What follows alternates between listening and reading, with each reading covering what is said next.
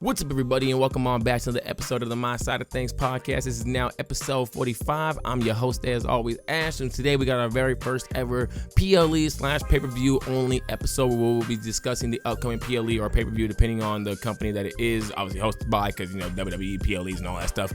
Really wish it was just calling them pay-per-views, but whatever. It's literally have to pay for them. But we will be discussing Crown Jewel today. Not Bound for Glory, if anybody was wondering why. I just simply don't watch TNA. There's nothing for me to really watch over there. So yeah, I'll probably just talk about one or two things that do happen from that show. But we are going to be talking about Seth Rollins versus Cody Rhodes in part 4 of this long rivalry. We're going to talk about Stephanie Vaquer versus Tiffany Stratton, who is going to get their first big time win. John Cena versus AJ Styles, last match ever. Roman Reigns versus Bronson Reed in an Australian street fight. Kabuki Warriors versus Iyo Sky and Rhea Ripley. We're going to be grading all the current stories of each of these matches. Going to be talking about the build up as well. We're going to be talking about the story and grading the build up in the story as well. Talking about what if one person wins, what if the other person wins, and then in the end, who should actually win the match? Who do I think should actually win the match? But without further ado, let's go ahead and jump on into this. Before we do, though, if you listen to us on YouTube, Spotify, Apple Podcasts, or wherever you get your podcasts at, like, follow, share, rate, subscribe, notification bells, all that great stuff definitely does help out. Shout out to every one of my Patreon subs. I absolutely love every single one of y'all. It's a big old freaking kiss for your forehead. And remember, we do stream on Twitch as well, twitch.tv/AshWayne1. Come slide on through. Let's go ahead and jump on into this now, though. We are going to start off in the proper order. Look at Roman Reigns. Either is going to have a main event match, or going to have an opening match. So we're going to start off with Roman Reigns versus Bronson Reed in an Australian street fight. The current story right now is, honestly, there's not really much to talk about with this storyline. It's really just that Roman came back to save Jay, who was feuding with Braun and Bronson, and then they eventually had their tag team match. I think they had 2 of them, but it might have just been the one at SummerSlam where Roman and Jay got the win. That eventually led to Roman versus Bronson Reed at Clash in Paris. Was it Clash in Paris? Yeah, Clash in Paris. I don't know why I thought it was WrestlePalooza. No, they had their match at Clash in Paris, which eventually had Roman Reigns taken out of action because he did win the match, and then he would get taken out by Bronson and Braun Breaker, which eventually led to Roman Reigns coming back about, I think, 2 weeks ago to save Jay and Jimmy, who were getting jumped. And, you know, like every Samoan in WWE came out with a steel chair, because that's all these folk got is steel chairs. They ain't got any other kind of weapon, kendo sticks, baseball bats, nothing like that, right? He couldn't even use La Chancla. He couldn't even use that. Couldn't even use La Jordan. No. Just or La Romans. Nope. Just had to use a dang steel chair.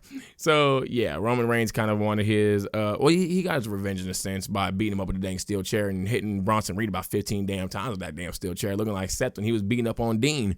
And then Bronson Reed just told him this past Monday Night Raw that, you know, you've never been stretchered out. Paul Heyman said he'd never been stretchered out before. You've never been victimized before by someone like a Bronson Reed. Funny enough, shout out to Braun Strowman for tweeting out, he's been victimized and stretchered out by me. So that was pretty funny. So yeah, that's basically the current story right now. I guess to throw in there too that Bronson Reed did say last time when they were having their promos that your uncles said that my people were the people that you should be scared of, because that, like, they're the other type of Samoans. I forgot exactly what he said in that thing, but like he basically said like we're like the more vicious, violent ones. So I'm hoping that we do see a new level of violence from Bronson Reed in this match. We have seen this guy really go crazy. I thought in the last match at Clash in Paris they did look really good. Thought Bronson Reed also should have won that match, but I mean, it's look, man, it's in the past. What are you gonna do now? Okay, I'm not gonna complain about it unless it's Mercedes Moné losing every dang Raw Championship match. That's the only time I'm gonna complain about it. But I do still believe that Bronson Reed should have won that match, though. And I think going into this match, it's going to be interesting because right now I think the build-up for this match has been fine. You know, Roman's never really there, so it's kind of hard to get like a super.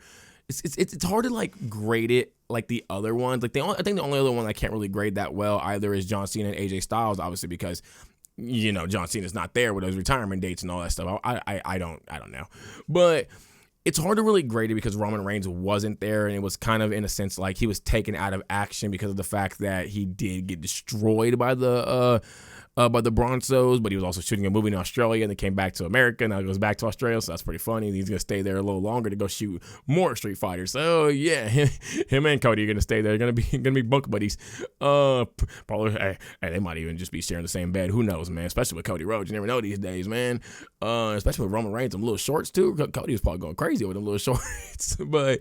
I think the current buildup has been fine. I would probably give it like a C+, B-. I think, yeah, I'll give like a C+, B- because I think like with everything, like if you are adding the Clash in Paris stuff, I guess if you just take everything in totality, it's been pretty good. Do I think that this is the feud that Bronson Reed needed? Yes, but kind of no, because I was kind of expecting Bronson Reed and Braun Breaker to already be in the tag scene to at least get those tag belts to like put some kind of gold on them. They haven't really gotten any. I thought one of these guys by now was going to have something, but I guess not.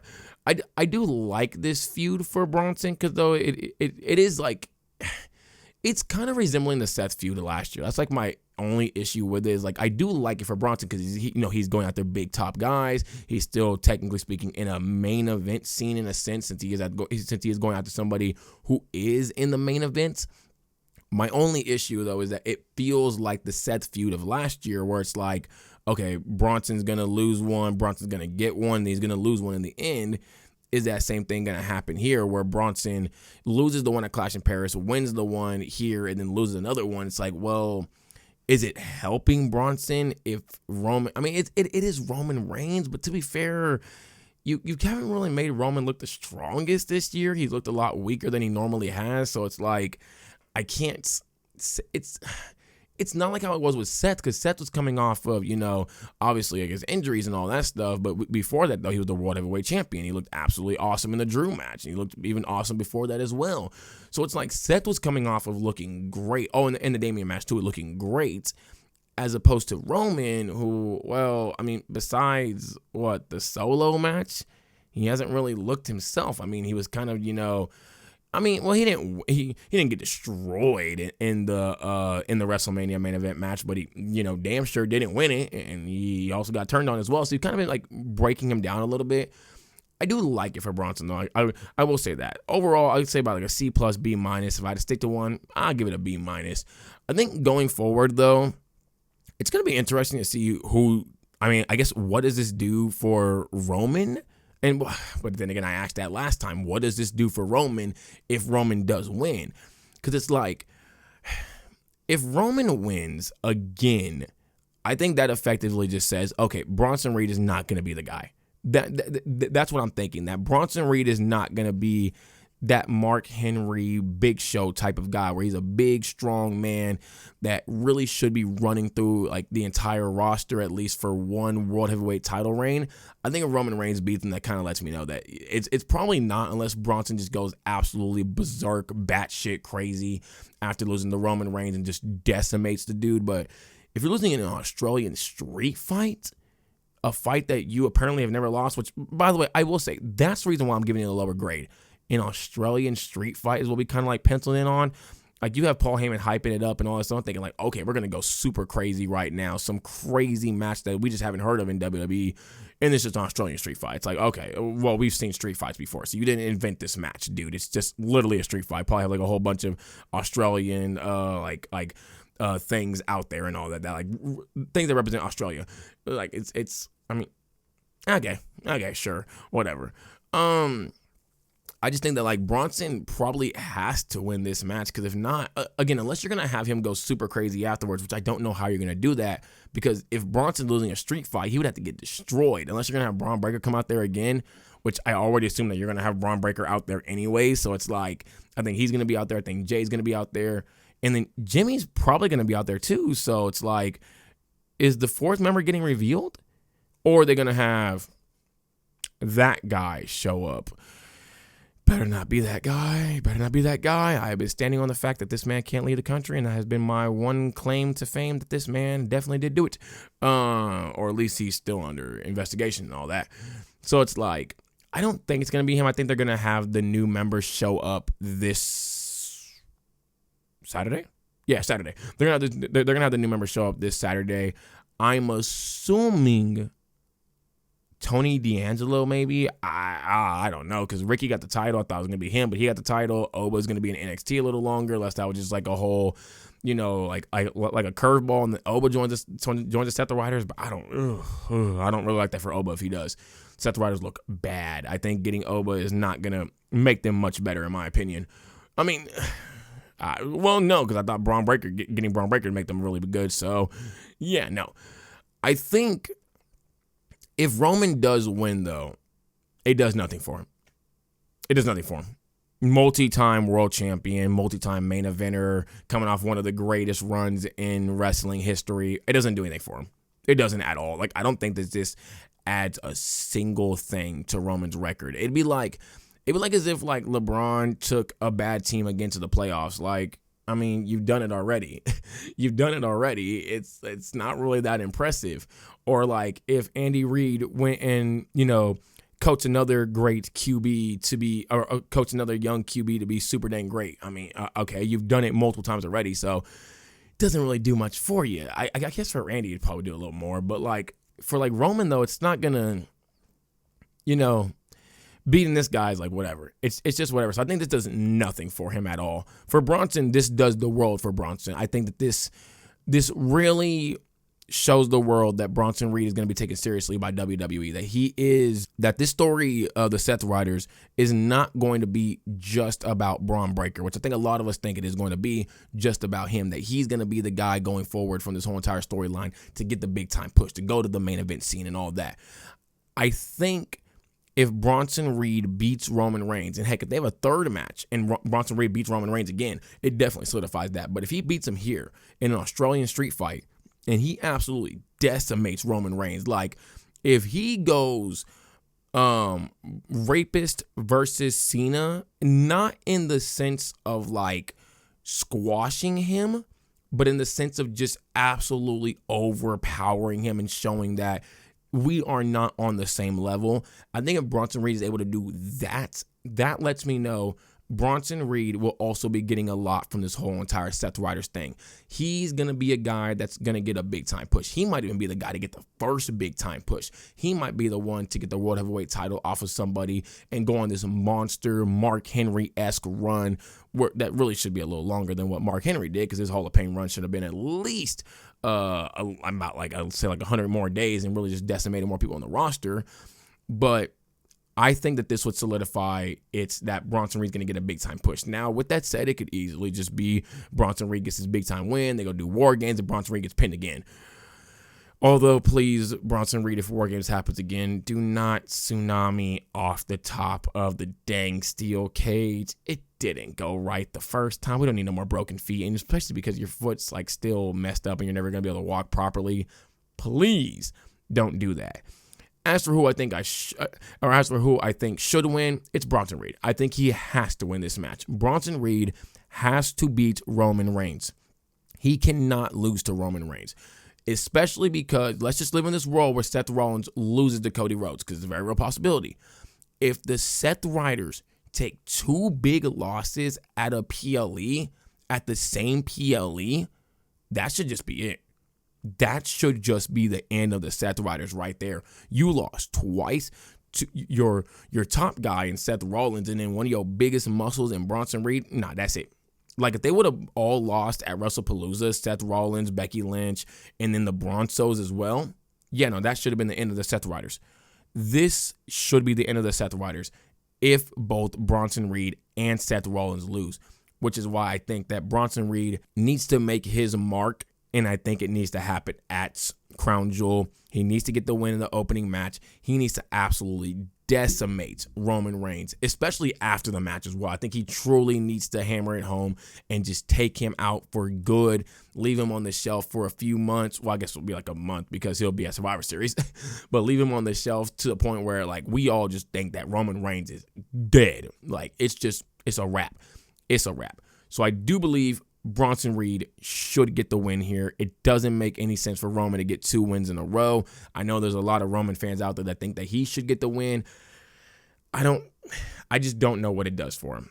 I don't think it does anything for him other than it just shows us that Roman's still that guy, and I think we already know that. I don't think anybody's questioning whether or not Roman's that guy.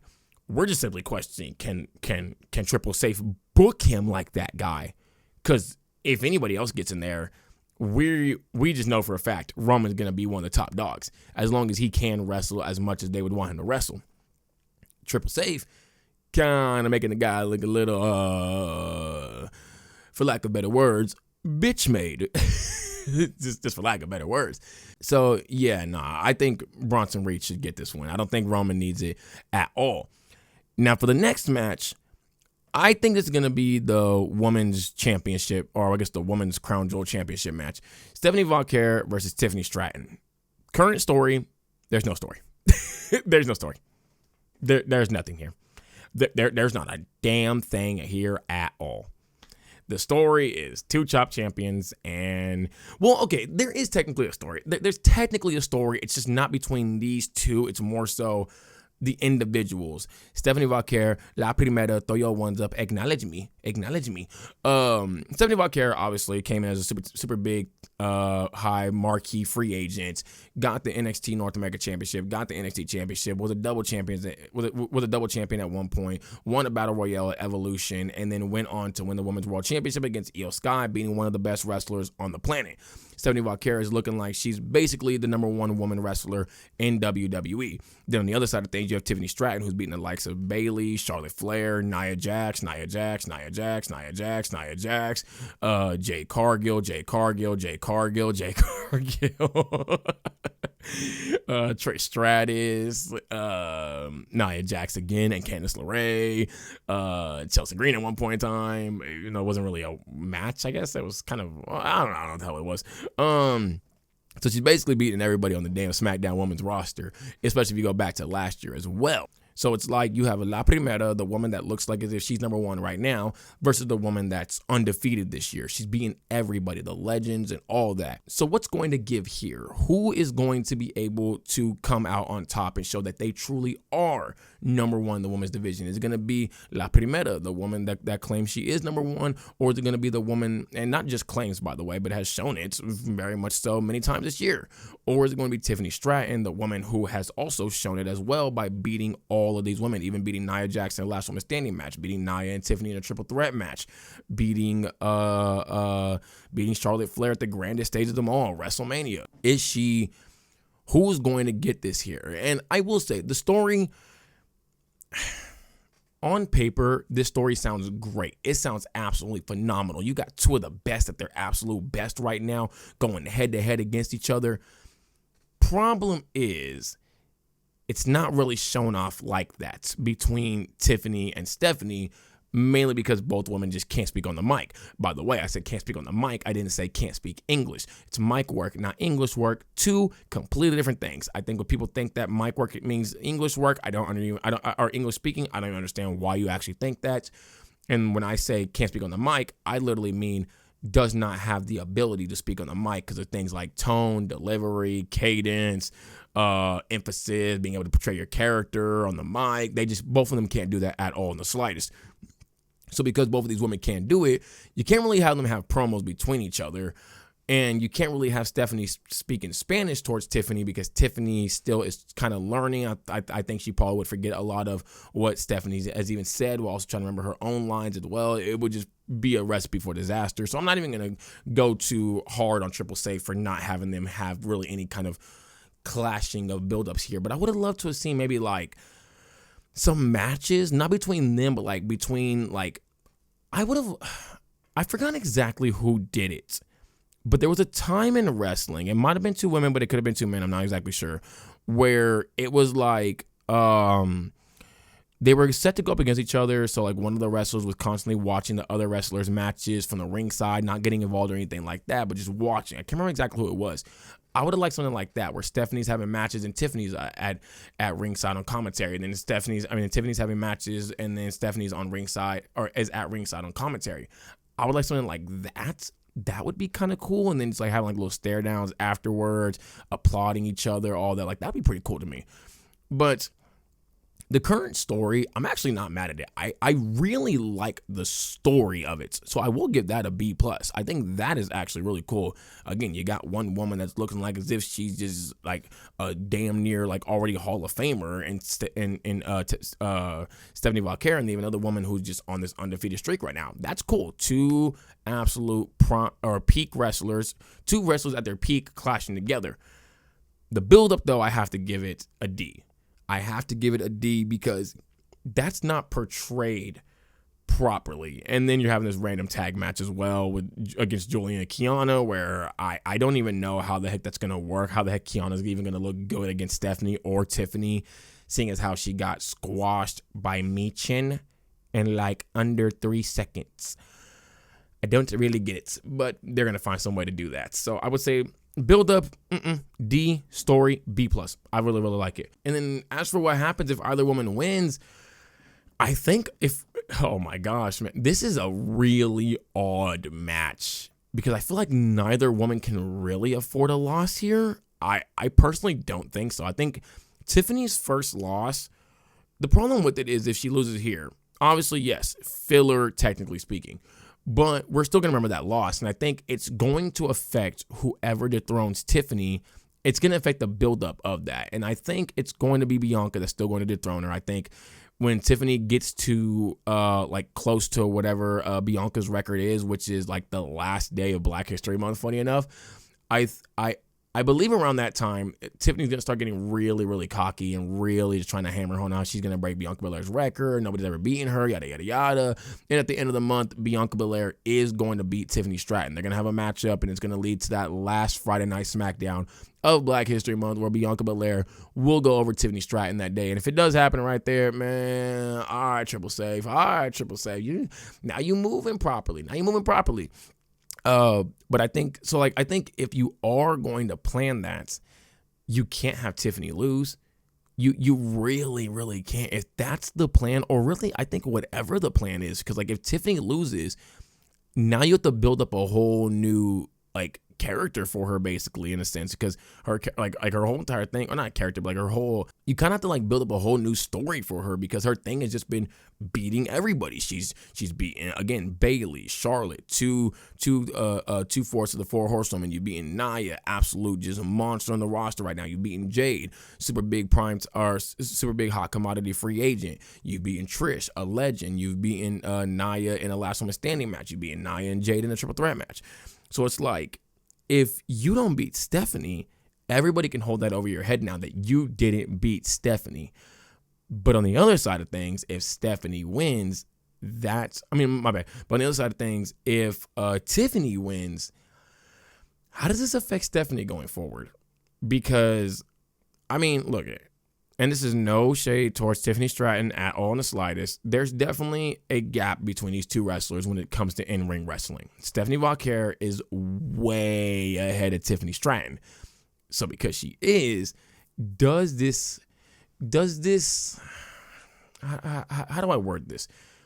Does this make people upset? Does this make people very much so upset that Tiffany Stratton, because like, beating Bayley is one thing, okay? People were kind of whatever with Bayley around that time. Beating Charlotte Flair, everybody wanted her to beat Charlotte Flair. Nia Jax, Jade, they don't really care about either. But beating Stephanie, a fan favorite who's also a very, very good wrestler, does that possibly put some cracks in the Tiffany Stratton armor, where it's like people are going to be really mad that she won? Or maybe that's the route that WWE wants to go down. Maybe they want to have Stephanie lose to Tiffany so that, they can start really turning Tiffany into a heel. Maybe you could. I think this is the match, though, that one of them needs to start showing signs of a heel, because they can't just both be faces. We cannot keep doing this. Heck, even in a tag match, Tiffany and Stephanie need to be showing. One of them needs to show signs of a heel. I think both of them need to be a heel, and this would be a great time to turn one of them heel. I think for either woman, though, it does a lot in terms of just, I'm going to be real with you. For Stephanie, this does not do anything for beating Tiffany. It does nothing to beat Tiffany. Again, Tiffany's not her level of wrestler. It's just, For Tiffany, there's a lot it does a lot of good and bad, but it also could be good and good because she beat Stephanie, so she's able to carry on this whole entire story, but she also could possibly turn heel, which would help her. I think the one that should win, it's got to be Tiffany. It's got to be. One, you had Liv Morgan win last year. She was the Women's World Champion. I don't think you can have your WWE Women's Champion lose twice in a row. Two, I think for the story, Tiffany needs this more. Because, again, whoever's going to dethrone her, you need to set it up in a way that it is that person is being super rooted for. And I think if Tiffany loses this, it's not going to help whatever kind of story you're building up. And I don't think Stephanie really needs this win, to be honest, because Stephanie Vaquer can take a loss here, and now you have Asuka and all them making fun of her, saying that, like, you know, if that was me, I wouldn't have lost, but you can't, but you lost, you're not a real champion, nobody's ready for Asuka, and then they start having their matches, or they start leading up to the Survivor Series War Games match, if they are going to end up doing that, or they just lead to Stephanie versus Asuka, because one thing I'm worried about with Stephanie's reign is that Triple J was about to be so protected because when Stephanie Vaquer got the belt, it was right after, it was at WrestlePalooza. Next two PLEs are Crown Jewel and Survivor Series. She's likely not going to be defending the belt at Survivor Series. So if she does drop the belt at, let's say, the last Saturday night's main event, let's say it happens there. She drops it there and then Rhea gets it. Well, if anybody like myself or others try to complain about Stephanie Vaquer being booked poorly as a champion or not having a great run, everybody's going to be able to say, well, it's not Triple J's fault. Crown Jewel and Survivor Series were coming on up, so we can't really blame him, yada, yada, yada, which protects him, and it sucks that it does because I knew that Stephanie Vaquer was not going to have the greatest of runs, and she's had 5 total minutes of freaking promo time, or really just screen time in general, over these past 2 weeks. And it's like, that's nasty. It's so nasty. But I think Tiffany Stratton's going to get the win here. Actually, no, I don't think. I know Tiffany Stratton's getting the win here. And this is probably one of the only times where I could comfortably say that Tiffany Stratton should 100% get the win for the especially for the WWE Women's Championship, because now what she could even add on more is that Nia couldn't get it done last year. Nia could not get it done. She had to get it done to add more prestige to the WWE Women's Championship. Now she'll have that thing. Now she'll have the little ring as well, which she should wear around. Cody and Liv did not wear it around for some reason. She definitely should wear it around. And heck, I would even have her wear the other belt as well if it can come with them. So, yeah, I think Tiffany Stratton will and should get this win. Next up, I'm going to assume it's probably going to be... I'm gonna go. Oh no, it'll be John Cena, AJ Styles, because the Rhea will be like the co-main event. John Cena, AJ Styles. Current story. It goes back to their stuff from 2016, 2017, where they the whole John Cena, AJ Styles rivalry. I get to do my favorite thing, beating up John Cena, which is the funniest thing in the world. So the story is just a rehashing of their rivalry that happened in 2016, 2017, which I can't even tell you the whole entire story. Oh no, the storyline was just was outsider insider, one of the outsider goats versus the insider goat. AJ Styles proving to everybody that he does belong there, bringing back the OC as well, obviously. And AJ Styles kind of going at John Cena like that he's not a real wrestler, that he's more of like a TV wrestler, that he could never survive on the indies and in New Japan and all that stuff. And so and now this story doesn't really relate to that story, but it is kind of like a just something that you'll remember. Well, no, it does in a sense. It actually does, because AJ Styles, ever since that match, has really respected John Cena. As he said that John Cena is one of the best, has some of the best in-ring psychology. So because of everything they went through in 2016, 2017, both guys were able to really learn to respect the other person's past and really be able to respect their abilities as well, because John Cena didn't think that AJ Styles could actually keep up with him in WWE either.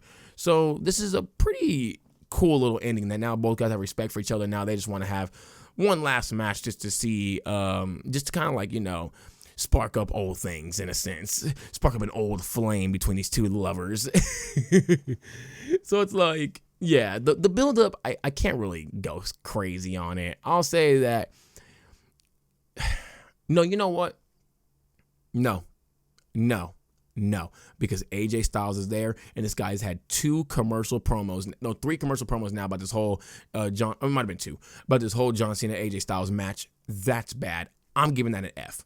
I'm giving it an F because you have AJ Styles right there. He could be cutting promos about John Cena.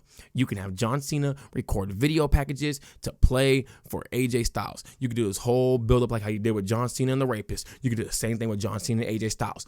But you didn't.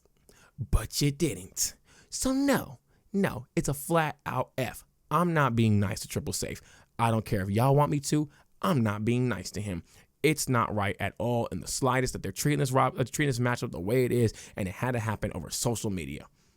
I don't like that at all. AJ Styles could have easily just called out John Cena in the freaking, Monday Night Raws. Like, we didn't have to even get all this. We could have had AJ just calling. I mean, we could have had AJ and Cena talking to Triple Safe. Triple Safe has AJ cut a promo saying that he wants to be John Cena's next match, and then John Cena responds to him on Twitter. They could do something like that. It could even be like a shoot promo, but like a more so like work shoot. It could be one of those, but nope, you ain't want to do that either. So especially after that one promo that AJ Styles cut where he was like, somebody is trying to screw me over here, I would have started, kind of going down that route and having AJ Styles call out John Cena and to show that he still got it in a sense, something like that. So yeah, I got to give that an F. Now, as far as what happens if either one of these guys wins, nothing happens at all, to be honest. I mean, it's going on AJ Styles last year as well. He's probably going to be retiring either at WrestleMania or before WrestleMania. So I guess you get a win in your retirement tour as well against John Cena. And for John Cena, I guess you get a win over AJ Styles in your retirement tour. But honestly, I'm going to be real with you. I think if anybody should win here, nobody should win here. I kind of, in a sense, would like to see a double, not a double count out the ring, but like both guys just can't get up before 10. I would actually like to see that. The only problem is John Cena's coming off a loss after getting squashed by the Rapist. So we're kind of probably going to have to get a win. But I think, because this is actually what I think should happen. If we're going to just keep this between these two guys, I think it should be just double count out. Both guys can't get up. But I think people should get involved because this is what I think is going to happen with John Cena. I think that Dominic Mysterio or the El Grandes are going to get involved, which is going to lead to John Cena, Dominic Mysterio, Penta, and Dragon Lee versus Dominic Mysterio and the Starbuck Orders, where John Cena will pin Dominic Mysterio in that match. And then John Cena will go on to face Dominic Mysterio for the IC title at the Raw in Boston, get that belt.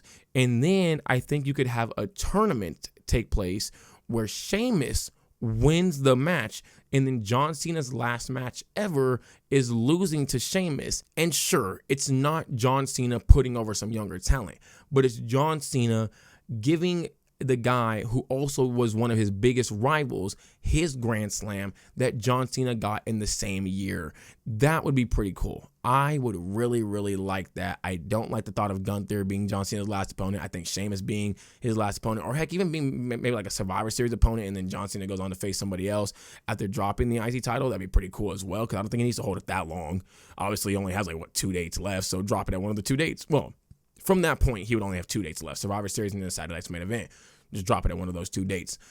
So I think I could see a world where this match ends in a DQ because Dom or the El Grandes get involved, or maybe they get involved, but John Cena and AJ Styles fight them off, and then John Cena and AJ Styles go back to fighting each other, and this is where John Cena wins.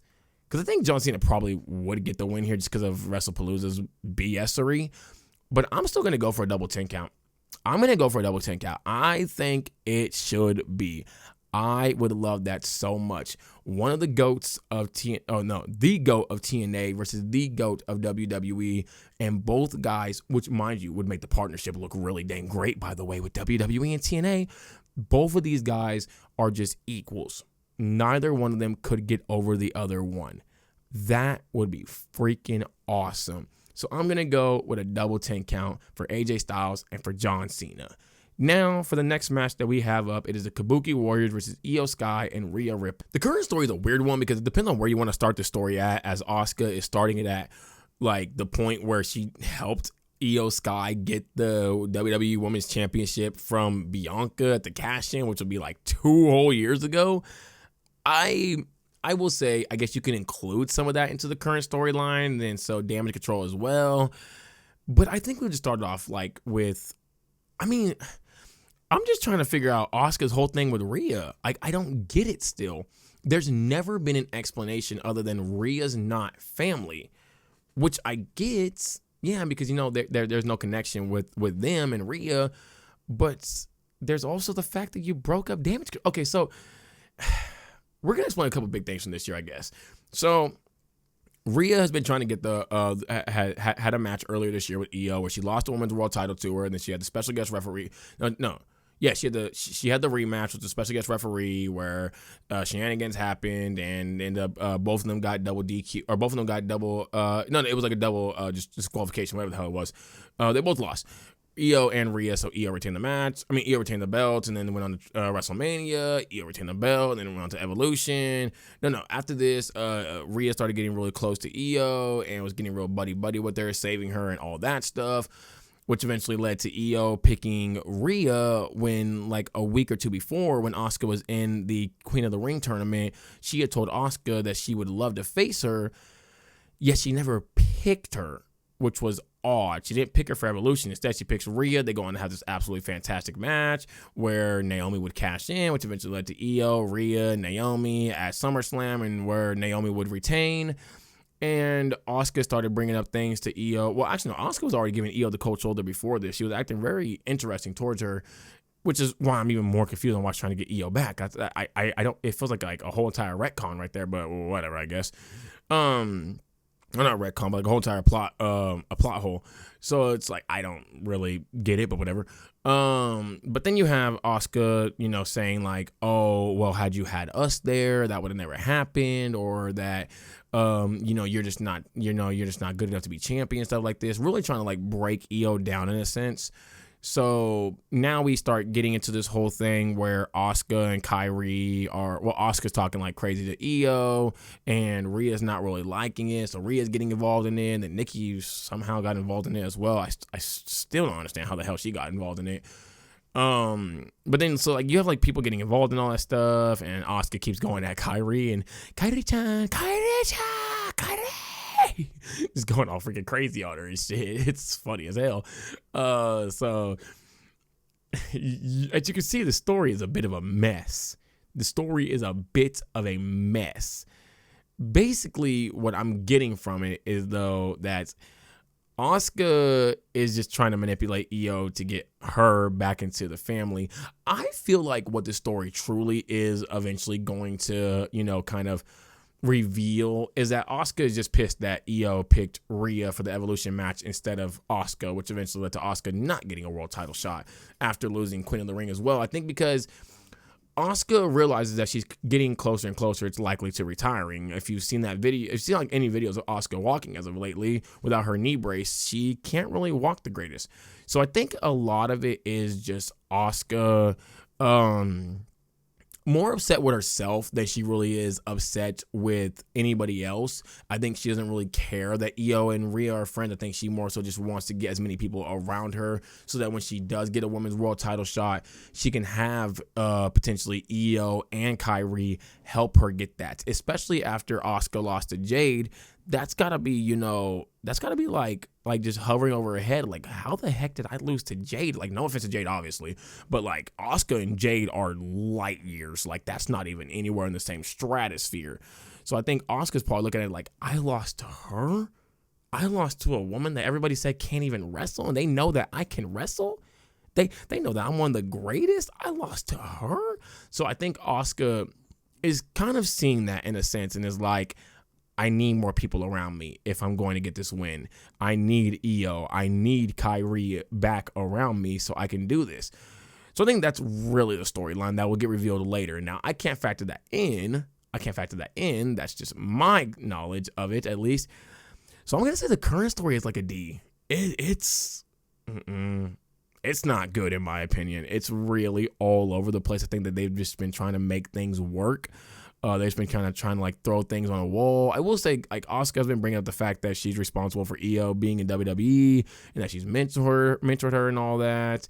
So there is like that family connection there, I guess. I'll be nice. I'll give it a D+. It's just too all over the place for me though. I will say that. Like Iyo and Rhea even being as close as they are, like I get it. Like battle-tested warriors eventually got respect for each other and all that, but it's like, yeah, but Iyo, she's also been lingering around a lot. And I mean a lot. So, yeah, I also disrespected the hell out of you before WrestleMania. So, there's that as well. So, yeah, no, I would, I don't know. I'll give the build-up like a C as well. I think it's been fine. You've had them on screen a lot, but it's just like the consistency in the story really hurts the build-up in my opinion. So, I can't give it much higher than a C.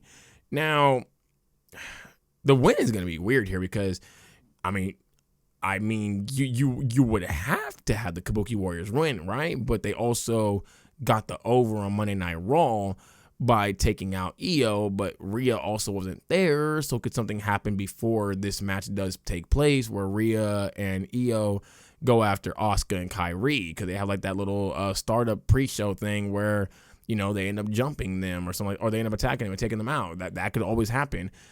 But it's like, I feel like with Kabuki Warriors, if they get the win, this is a big time win for them. I think this is a super big win, especially for their heel turn. Really just taking out Rhea and Iyo, which I think they should even do after the match as well, just to really cement themselves as heels, taking out Rhea in her home country on her birthday as well. That's going to be a really big thing. It's going to make the fans hate the Kabuki Warriors even more because WWE had them win against Iyo and Rhea on Rhea's birthday in Rhea's home country. So that's... I always wish, like really quick odd sidebar. Don't know why this ever comes to my head, but it does. I always wish I was from another country and it came to America. I don't know why. But I mean, technically speaking, my people was from another country. All of them were, by the way. But I always wish I was. I don't know why. Very odd sidebar tangents. Yeah. I don't like the tag of like having like another country is like your home, but being in America is pretty cool. I don't know what it is. But it's pretty cool to me.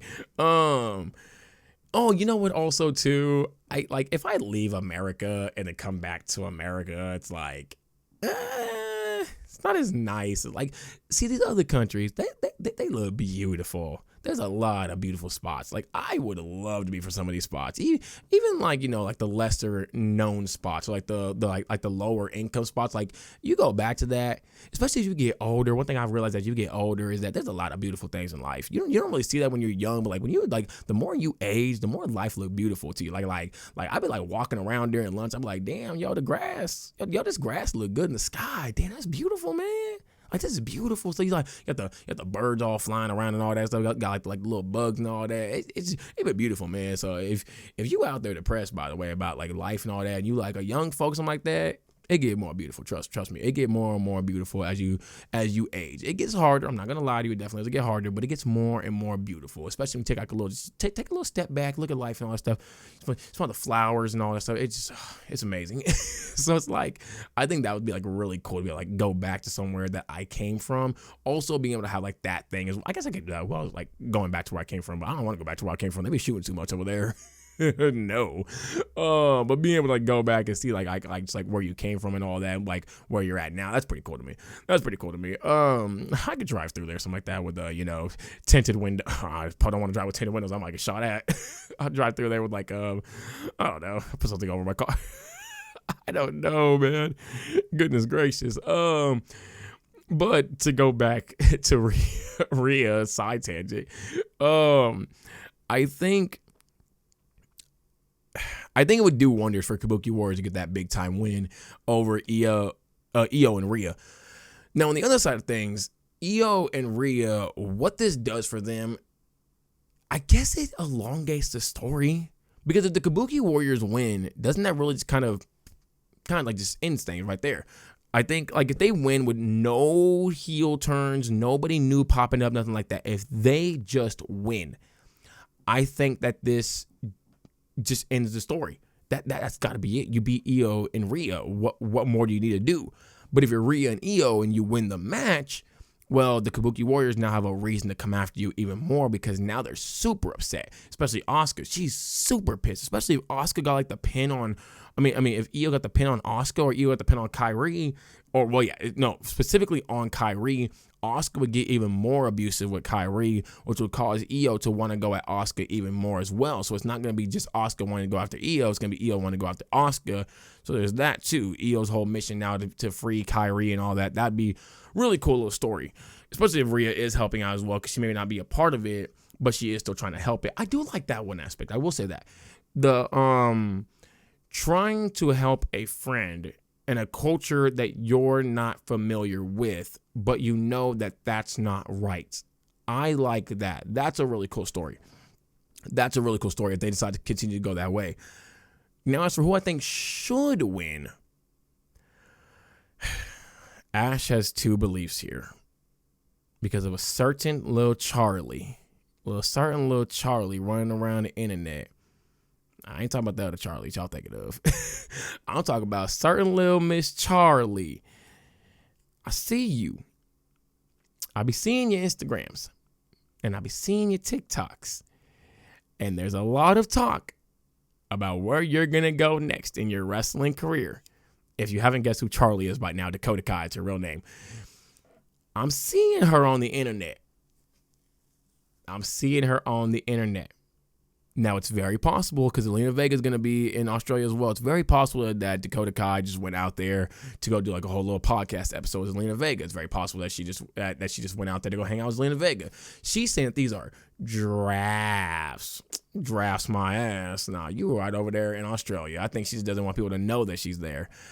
I think there's a very real possibility that WWE secretly re-signed Dakota Kai and is going to have her pop up here to help Asuka and Kairi get the win over Iyo and Rhea, which could then eventually have Iyo turn heel still because now you have 3 of your old family members there.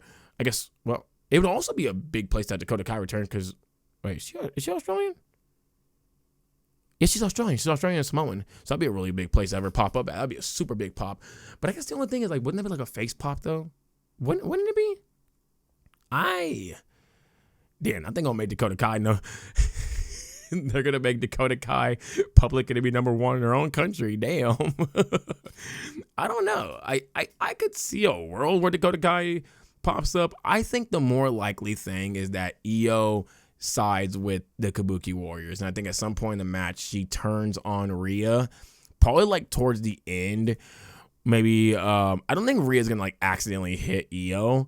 I could see a world where they go that angle because WWE loves to do like the more simplistic stuff. But I could just see a point in the match where like it gets to like the end where we're like getting like right up to the climax, and Iyo just backhand like like that spinning backhand to Rhea. Like maybe like she's standing like right in front. She's going face to face with Asuka, and then maybe Asuka puts Kairi in front of her to kind of like take the hit. Iyo stops, and then she looks at Kairi, and Kairi just kind of like shaking there in fear. And so now Iyo in her mind thinking the only way that I could save Kairi is by getting back with the family so that I can take the punishment for Kairi, so that Kairi doesn't get yelled at, Kairi doesn't take the hits, or I can at least get in the family to eventually save her.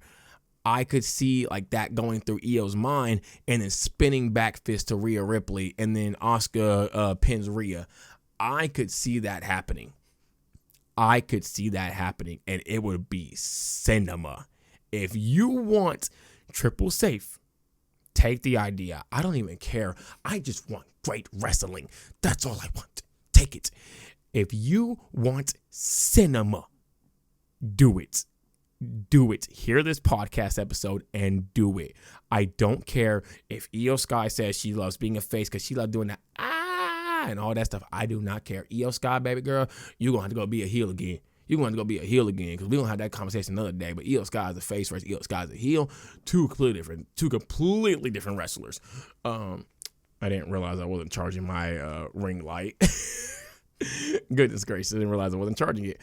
But yeah, two completely different wrestlers, in my opinion.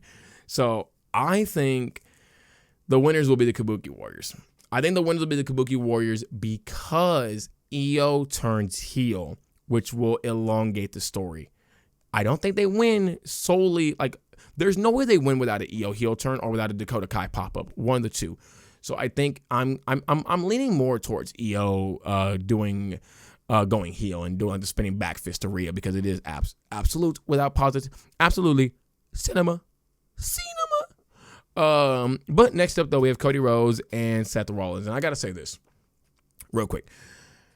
Sorry, Cody Rhodes and Seth Rollins. Darby Allin versus Jon Moxley is my favorite storyline. It's my favorite storyline.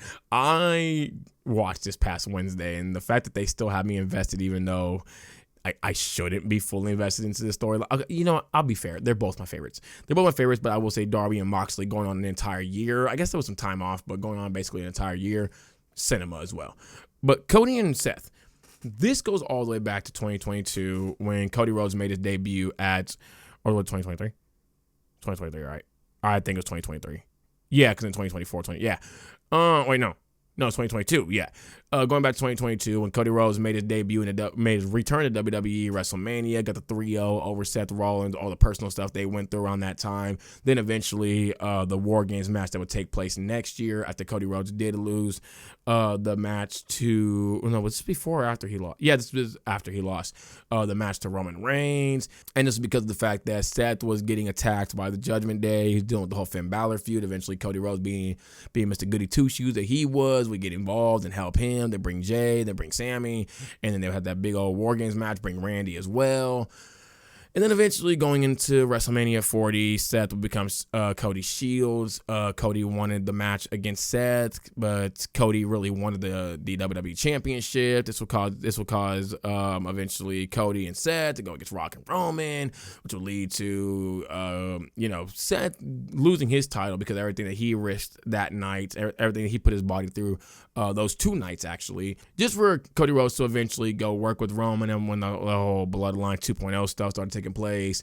And I'm going to be real with you. Seth is basically right about everything he's been saying. Like, Cody, you had no right to be teaming with Roman, especially after everything Seth gave. So, yeah, Cody, you're a little snaky snake. I'm not going to lie to you, my guy. But now leading up to this, though, we've had a few more interesting things happen. Seth the Riders, Seth and Paul Heyman and Brock Lesnar. What's that whole relationship like? Who's really calling the shots when it comes to the Seth Riders? Or are they the Heyman Riders? Or is it the Brock Rider? Like, who the heck is it here? Like, I don't know, Seth, if I can fully believe you or not. And then you have like the whole the side thing with Seth and Paul. Seth saying like he has to win, looking at the watch, trying to feel like if it is really real between him and Cody, was all that, truly friendship, or was that Cody just trying to buy off Seth? You had stuff with Seth and Heyman, though, like I said, where Seth is like really questioning what does happen if I lose this match. Like what happens? Like where do we go from here? And Paul would tell him like everything you've been trying to build up, everything you've been trying to build towards, that's it. You lose the faith of Braun and Bronson. You lose the locker room. And then he eventually said that, I had to start questioning, why did I pick you over Roman? Obviously one of Seth's biggest rivalries, and that's why that's why Heyman said Roman and not Punk, because he knew how to get into Seth's head. So it's like, and Cody's in Seth's head as well. So the story here has been an A+. It has been absolutely awesome. Build up A+, absolutely awesome. I know more stuff's gonna happen on this SmackDown as well. That'll actually be happening in like 3 hours for me. So yeah. But everything's been an A+ in my opinion. I've absolutely loved every single second of this. As far as what happens if who wins, I mean, I think Heyman's already said it. If Cody wins, that's it. That's 2 big back-to-back losses at 2 PLEs now. You can't sell me on Seth and the Seth Riders if Cody beats Seth here. Because not only is he beating Seth, he is basically showing that, Seth, I'm the quarterback. I 4-0'd you. This is a clean sweep. You got no chance of coming back. We're not having a fifth match. No. This was best of 7 and you lost 4-0. That's it, baby. That's it. You gotta go. So it's like, I think that's just, which mind you, I wouldn't even be mad if the Seth Riders was done, because I'm about tired of this faction. It is trash. Real bad. But I do think also, if you just kind of like scrap it here, that might mean the rapist takes over, comes back in a more prominent role, and I don't want to see that. So Seth, you better freaking win. I think for Cody though, this also puts him in a very awkward position, because it's like, okay, you've beaten John Cena in the street fight. You've beaten Drew McIntyre in your first title, or I guess your first title defense of your second world title reign. Now you're a double champ. Now you're a back-to-back Crown Jewel champion, and you're also a King of the Ring winner, and you're also a back-to-back Royal Rumble winner, and you're also a 2-time champion within the span of like 3 years. You 3-0'd Seth. You 2-1'd Rapist. You've 1-1 Roman Reigns. You've 1-1 John Cena. I think if I said 3-0, I meant 4-0 Seth Rollins. It's like, oh, and you've also beaten Drew too. Like, where do you go from here with Cody? I think having Cody lose, I don't know though. Like, there's nobody really unless you want to have Cody go up against Alice or something like that. I don't really know.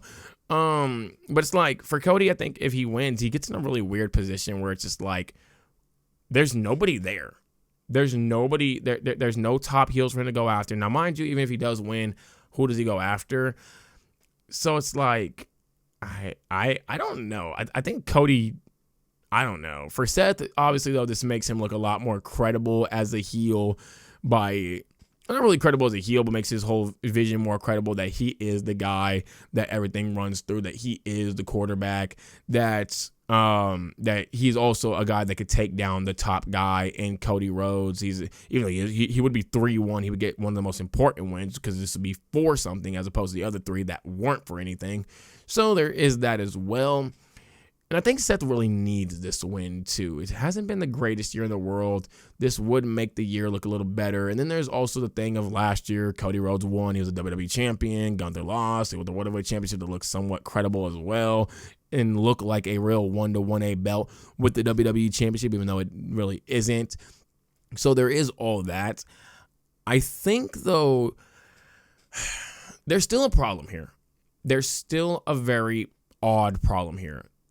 Cody Rhodes and Seth Rollins have too many enemies for this to be a clean match. Drew McIntyre is right there and should get involved in this match.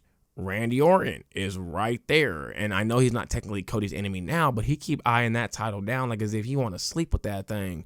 So it's like, he's there too. Does he finally, and I mean finally, turn heel? Because good God, it's been a long time. And I don't even mean it's a long time with like him turning heel. I mean a long time with this whole stupid Cody Randy thing. So it's like, do you finally turn him heel? On the other side of things, LA Knight ain't doing anything.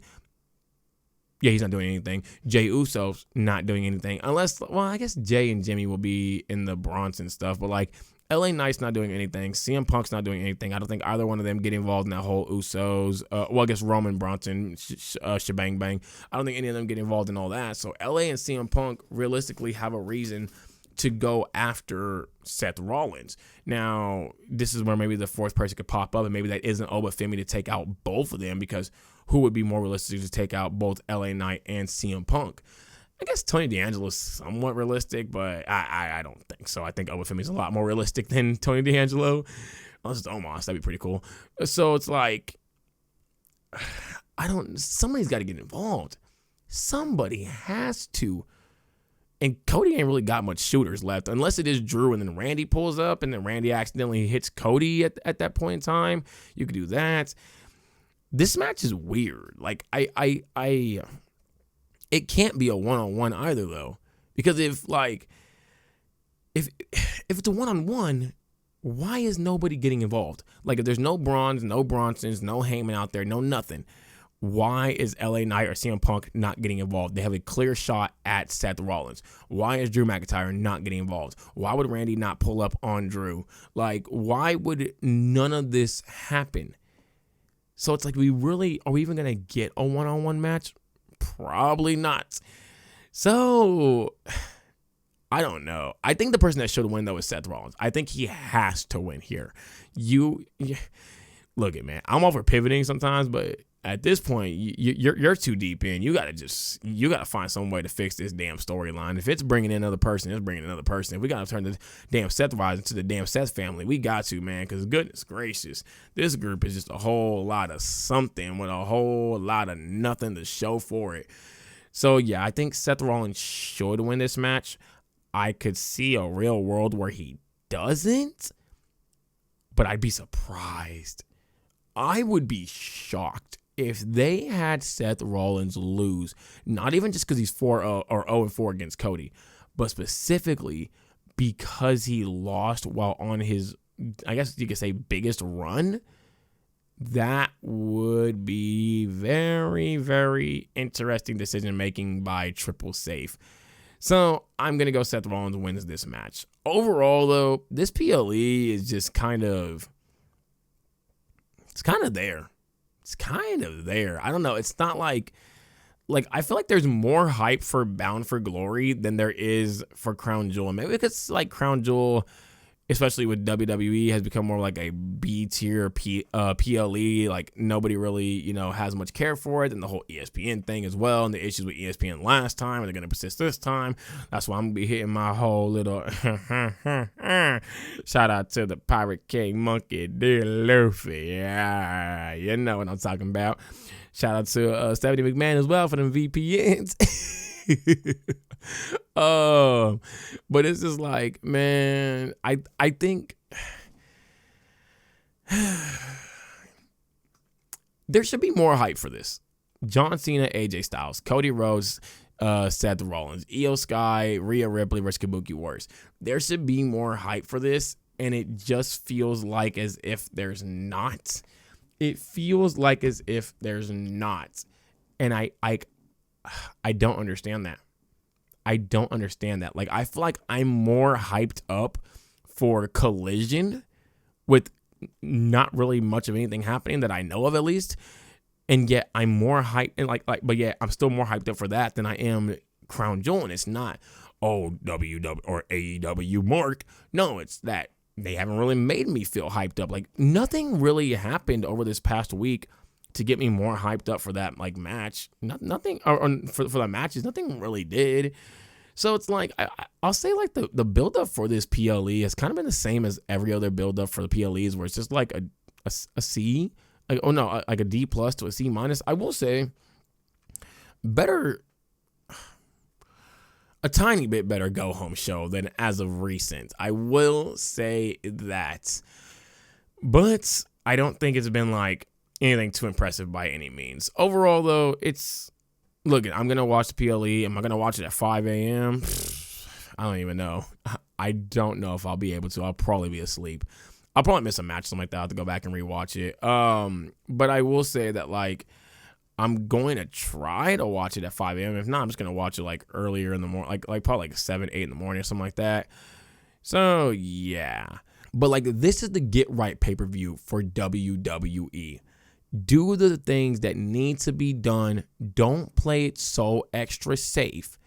And from here all the way until WrestleMania, it is easy. Survivor Series, Big 4 PLE. Saturday night's main event with John Cena, that should be real easy to handle. It should not be messed up. That should be the time where you finally get it right with the John Cena retirement tour.